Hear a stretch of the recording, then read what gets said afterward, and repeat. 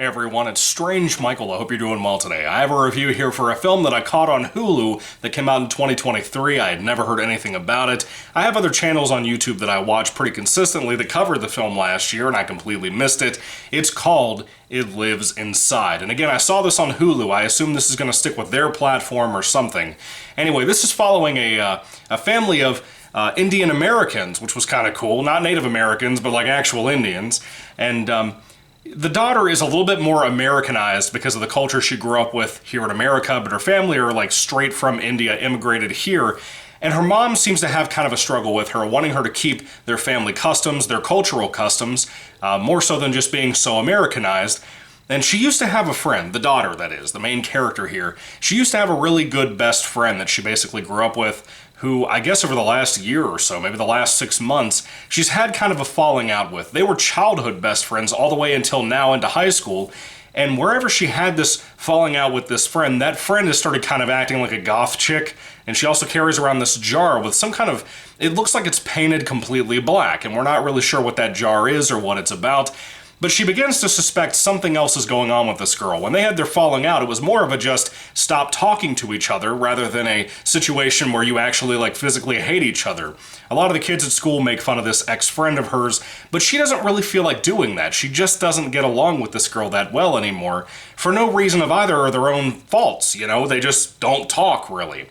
But she begins to suspect some things about this jar that has this black painting over it, and she suspects that there's something weird happening there. Maybe her friend has become schizophrenic, she's not really sure. And she begins to kind of have mild, small conversations with this friend again, and then the plot unfolds about there being more to this little jar, bottle, whatever it is that she's carrying around. This is kind of an American Indian version of a possession ghost story. And I really, really like that aspect to it. I didn't expect to go into it and really enjoy that perspective as much, or the kind of way they solve the kind of possession possibility with an Indian style on this, which was kind of usually approached by a Catholic or a straight-out Christianity version for most movies in America that handle that subject matter. I think it was truly fascinating, some of the things they did here. It was something different, I guess, was the part that I enjoyed about it. With all that being said, though, for a film that has some solid character stuff and a little bit of heart and soul between these two best friends who just don't talk anymore, we can all relate to that from our childhood friends into our adulthood. All of us have a friend or two that we just stopped talking to. We just don't see anymore. We haven't seen in 10 years, 15 years at this point, by the time you hit the age of 30 like I have. You can relate to that if you're old enough yet. But it's still kind of a generic film overall, in formula and pacing, certain ways that certain events happen, a lot of weird jump scares and that kind of thing. A lot of it can feel pretty generic, and overall, it's not really anything you haven't seen before, aside from the possible Indian perspective of exorcisms, if you will, or possession, whatever. All that stuff was pretty surprising. I actually really enjoyed that. The kind of lore built there was nice. I liked that. And by the end of it, I think there's a kind of a creature feature touch to this movie that really impressed me with the practical effects, the makeup, whatever you want to call this, that we saw. Excuse me.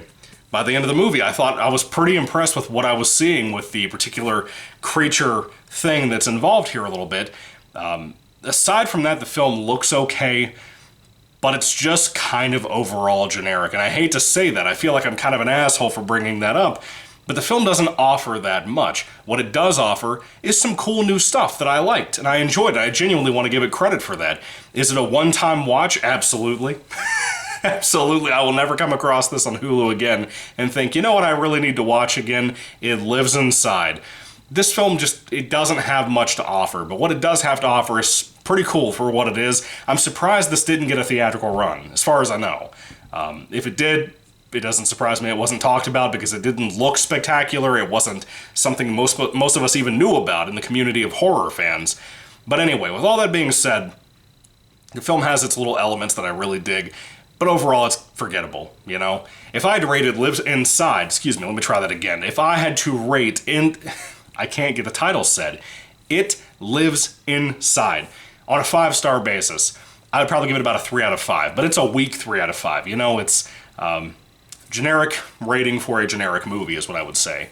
Anyway, have you seen It Lives Inside? What did you think about it? I'd love to hear your thoughts and comments about the movie and my review down in the comment section down below. Let me know everything you think. Thank you all for watching, guys. God bless you all. Is this one of your top 5 horror films last year? Last year was bad for movies in general, but it was insufferable for horror, to be honest with you. I'd love to hear all your thoughts on that topic down below, too. Thank you all for watching, guys. God bless you all, and goodbye.